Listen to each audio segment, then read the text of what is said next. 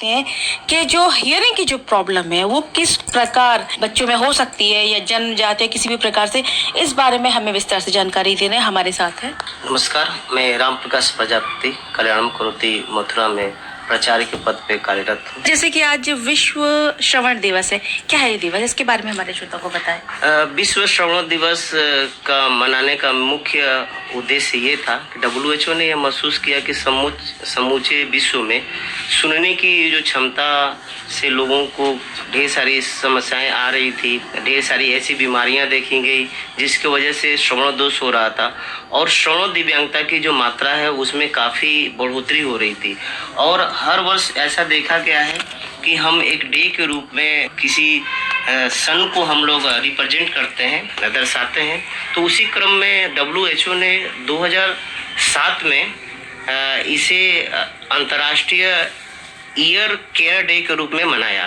First time WHO के द्वारा ये प्रस्तुत किया गया, फिर इसको धीरे धीरे उस पर काम किया गया और उनका मेन उद्देश्य ये था कि जो भी श्रवण बाधिता का जो रेशियो बढ़ रहा है हमारे विश्व में, और उन्होंने WHO ने 2001 में एक रिपोर्ट प्रस्तुत किया था जिसमें उन्होंने बताया था कि लगभग 63 मिलियन ऐसे लोग हैं जो श्रवण बाधिता से प्रभावित है या किसी सुनने की बीमारी से प्रभावित है।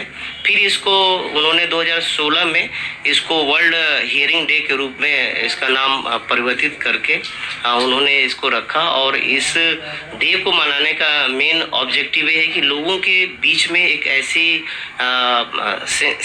सेंसिटाइजेशन किया जाए जिसको उनके अंदर इस तरीके की प्रतिक्रिया या जागरूकता डेवलप किया जाए, जिससे कि लोग अपने कान का केयर कर सकें और श्रवण संबंधी जो देखभाल करते हुए अपने कान में होने वाली जो समस्या है या दोष है उससे बचाव कर सके। इस तरीके से WHO का ये इस डे मनाने का जो एक पीछे उनका इतिहास रहा। ये समस्या कैसे उत्पन्न होती है, श्रवण संबंधित समस्याएं कैसे उत्पन्न होती हैं, चाहे बालक हो, चाहे बुजुर्ग हो, चाहे युवा हो, कैसे हमें पता चलता है कि इसको सुनने की प्रॉब्लम है?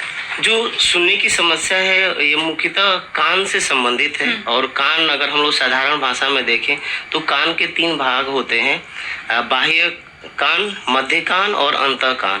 तो ये जो कारण है वो तीनों ही स्थितियों में हो सकती है।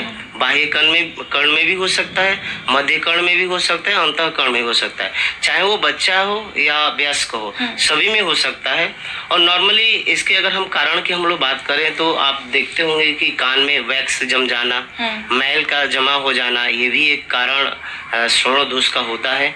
साथ ही में बहुत सारे ऐसे स्थितियों में देखा गया है कि लोग बच्चों पर या किसी ऐसी परिस्थितियों में कान के ऊपर लोग थप्पड़ जड़ देते हैं, जिसकी वजह से कान का जो पर्दा है काफ़ी सेंसिटिव होता है, वो फट जाता है। इसके कारण भी हो सकता है। कुछ स्थितियों में ये भी देखा गया कि कॉन्जेनाइटल जन्मजात भी श्रवण दोष होता है, बच्चों में ये खास करके पाया जाता है। और वयस्कों में किसी एज के बाद देखा जाए तो एक्सीडेंटल केस में या कोई ऐसी कान से संबंधित बीमारी हुई जिसके वजह से श्रवण दोष या सुनने में उनको तकलीफ हो जाता है। किस प्रकार आप ये पता करते हैं कि अमुक व्यक्ति को या अमुक बच्चे को सुनने की क्षमता है? किस प्रकार आप ये चीज पकड़ पाते हैं ये समस्या है? ये कोई खास मशीनरी है या कुछ खास कोर्स वगैरह करवाए जाते हैं? जी, इसके लिए कोर्स भी है। अगर हम कल्याणम कोटि की बात करें तो कल्याणम अगर आपके समझ कोई व्यक्ति आए, कोई बच्चा आए, तो आप कैसे पता करेंगे इसको सुनने की प्रॉब्लम है? सबसे पहले हम लोग उससे कम्युनिकेट करते हैं, क्योंकि जनरली कोई भी व्यक्ति जब बातचीत करता है तो जब वो सुनेगा तो उस पर रिस्पॉन्स करेगा। तो अगर वो रिस्पांस नहीं दे रहा है तो फिर हम लोग ये एक स्क्रीनिंग कर लेते हैं कि इनको कहीं ना कहीं सुनने में दिक्कत है। उसके बाद फिर हम लोग जो है अलग अलग इक्विपमेंट्स हैं हमारे पास PTA है, फिर हमारे पास बेरा है, ओई है, इम्पिडेंस है। तो बहुत इन्फेंट बच्चा है, बहुत नवजात बच्चा है, उसके लिए फिर हम लोग ओई को हम लोग प्रेफर करते हैं, जहाँ पे बर्थ के 4 घंटे बाद भी हम लोग ये जान सकते हैं कि बच्चा सुन रहा है कि नहीं सुन रहा है।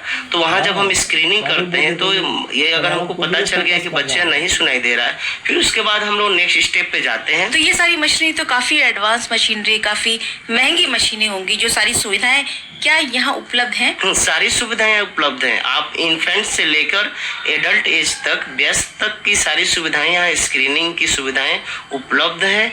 और आप चाहे आउटर ईयर की हम बात कर रहे थे, चाहे मध्य कर्ण की बात कर रहे थे, अंतःकर्ण की बात कर रहे थे, ये तीनों ही जो प्रकार के जो कान का जो भाग है उनका हम लोग असेसमेंट करते हैं। क्योंकि कुछ बीमारियां होती हैं कान के बाह्य कर्ण से होती हैं, कुछ बीमारियां जो है आपके मध्य कर्ण से होती हैं, कुछ अंतःकर्ण से होती है। यानी कल्याणम करोति में अगर कोई व्यक्ति अपने नवजात बच्चे को लेकर आए, चाहे युवा को लेकर आए या वयस्क को लेकर आए या बुजुर्ग को लेकर आए, तो सबकी श्रवण संबंधी समस्याएं खत्म हो सकती है। हाँ, अगर कल्याणम करोति में वो आते हैं तो किसी भी एज में आए, वो सभी एज के बच्चों को, व्यक्तियों का यहाँ हम लोग प्रॉपर तरीके से स्क्रीनिंग करते हैं, उसको प्रॉपर तरीके से डायग्नोज करते हैं, उसका परीक्षण करते हैं। और उससे संबंधित जो भी जो एडन अप्लायंसेस हैं, जो यंत्र और उपकरण हैं, चाहे वो श्रवण यंत्र की बात कर लीजिए या कॉक्लियर इम्प्लांट की बात कर लीजिए, तो हम लोग उस दिशा में हम लोग आगे बढ़ते हैं। जैसे पेरेंट्स के साथ हम कंसल्ट करते हैं, पेरेंट्स की जैसी सहमति होती है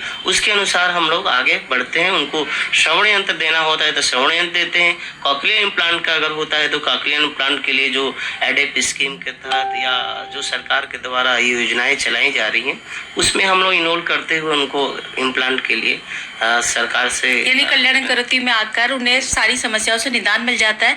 प्लस जो श्रवण यंत्र है वो सारी चीजें यहाँ पर प्रोवाइड की जाती है, वो भी या तो मामूली शुल्क होगा या निःशुल्क प्रोवाइड की जाती है। जी, मिनिमल शुल्क पे उपलब्ध कराई जाती है। ये सारे एडवांस है, ये जो इक्विपमेंट्स वगैरह प्रोवाइड किया जाते हैं काफी अच्छी कंपनी के एडवांस स्तर पर बनवाए जाते हैं। ये काफी एडवांस और अच्छी, अभी जितने हमारे पास हम लोग यंत्र बच्चों को उपलब्ध कराते हैं या व्यक्तियों को उपलब्ध कराते हैं, सब अत्याधुनिक जो हमारे पास श्रवण यंत्र है, हम उनको जो उनकी आवश्यकता है उसके अनुसार हम लोग उनको उपलब्ध कराते हैं। अगर हम बात करें, अगर मथुरा रीजन की हम लोग बात करें तो हमारे पास सबसे अच्छा सुविधाएं बच्चे के असेसमेंट के लिए, खास करके कान का हो या वयस्क के कान के असेसमेंट के लिए, अभी मथुरा के क्षेत्र में और हम पूरा ब्रज के क्षेत्र में अगर हम लोग बात करें तो हम लोग के पास किसी भी कान से संबंधित अगर कोई भी तकलीफ है तो उसका हम लोग पूर्ण तरीके से उसका मूल्यांकन करते हैं और मूल्यांकन करने की यहाँ सुविधाएं हैं।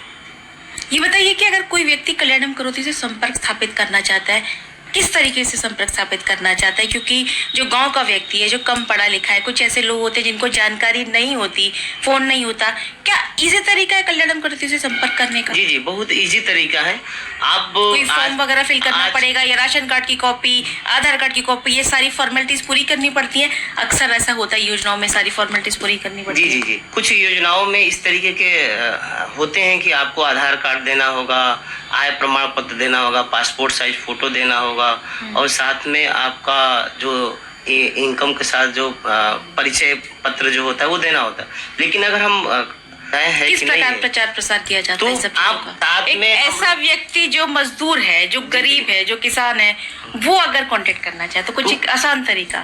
उसके लिए हम लोग कैंप करते हैं। कैंप भी हमारे पास हम लोग स्कूलों में भी करते हैं और इसके साथ हमारे पास जो आंखों से संबंधित जो कल्याणम करोति का बहुत व्यापक तौर पे काम है, तो वहाँ गांव-गांव में हम लोग जाते हैं और यानी कि आप कैंप लगाकर ये जो सारी समस्याएं हैं इसके बारे में लोगों को जानकारी देते हैं। जी, जो हमारे पास जो कैंप लगते हैं उन कैंप के साथ हमारे श्रवण मूल्यांकन के लिए भी हमारी पूरी टीम जाती है। और इसके साथ हमारे पास सचल वाहन है जो हर हम लोगों ने अलग अलग जगहों पे पॉइंट्स बनाए हैं।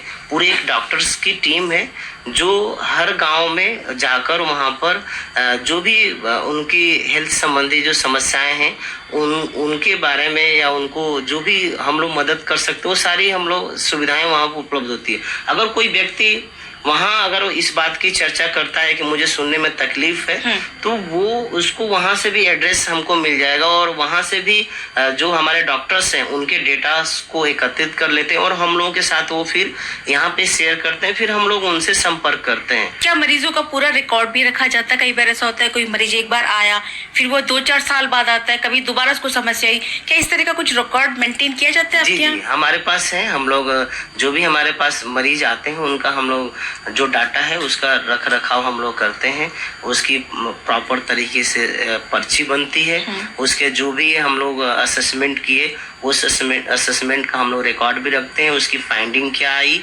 वो सारी चीजें हम लोग एक प्रॉपर तरीके से दस्तावेजीकरण हम लोग करते हैं। हम लोग जो भी हमारे पास आंकड़े आते हैं उन आंकड़ों को हम लोग फॉलोअप में रखते हैं, टाइम टू टाइम हम लोग फॉलोअप करते हैं। चाहे जैसे वो मान लीजिए श्रवण यंत्र ही लेके गया, तो हम लोग उनसे बीच में हम लोग वार्तालाप करते हैं कि कोई आपको मशीन में कोई तकलीफ तो नहीं है, कोई दिक्कत परेशानी हो तो बताएं, या कोई इस तरीके के मूल्यांकन के लिए, अगर श्रवण मूल्यांकन के लिए वो आया, जांच कराने के लिए आया, तो भी हम लोग उनको फॉलो अप करते हैं। Importance of world hearing day यानी विश्व श्रवण दिवस की इम्पोर्टेंस क्या है? क्यों ऐसा महसूस हुआ एक दिन इसके लिए हमें रिकॉग्नाइज करना चाहिए? इसलिए ये महत्वपूर्ण है कि जो हमारा कान है वो एक काफी संवेदनशील ज्ञानेंद्रिय है, क्योंकि आप देखते होंगे कि जो भी आसपास वातावरण में जो भी ध्वनियां हैं, जो लोगों के वार्तालाप हैं, उनको हम लोग सुनते हैं और सुनने के बाद रिप्लाई देते हैं। तो अगर कहीं न कहीं अगर इसमें हमारी कहीं अवरुद्ध हो जाती है, बाधा आती है, तो आप सोचिए कि जो एक वातावरण में जो ध्वनि है, आप सिंगिंग को, आप हो सकते हैं जॉक्स को और भी सारी चीजें को जो हम लोग सुनने के बाद एक काफी हम लोग उसको मनोरंजन के तौर पे भी लेते हैं, या हमारे डे टू डे लाइफ का जो हियरिंग एक बहुत महत्वपूर्ण पार्ट है, तो ये हमारे लिए बहुत काफी महत्वपूर्ण है और हमें इस दिन को बहुत ही व्यापक तौर पर इसको हमें सेलिब्रेट करना चाहिए, जिससे कि हम ज़्यादा से ज़्यादा लोगों को इसके प्रति जागरूक कर सकें कि हमें अपने कान को कैसे देखभाल करना है, और काफ़ी जो कान से संबंधित जो बीमारियां हैं, जो कठिनाइयां हैं, उनके प्रति हम लोग सचेत हों और खुद को भी सचेत हों और दूसरे को भी सचेत करें, ताकि जो हमारे देश में जिस तरीके से दिव्यांगता या आप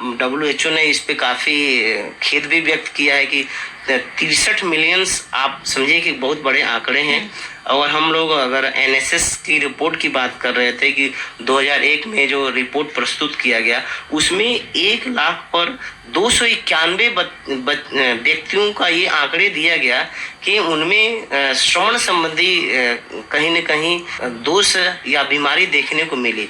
तो ये अगर इस दिवस को अगर हम लोग थोड़े लोगों के प्रति, लोगों में अगर हम लोग संवेदना या उनमें हम अवेयरनेस, जागरूकता अगर हम लोग लाते हैं, तो निश्चित तौर पर इन आंकड़ों को हम लोग कम कर सकते हैं।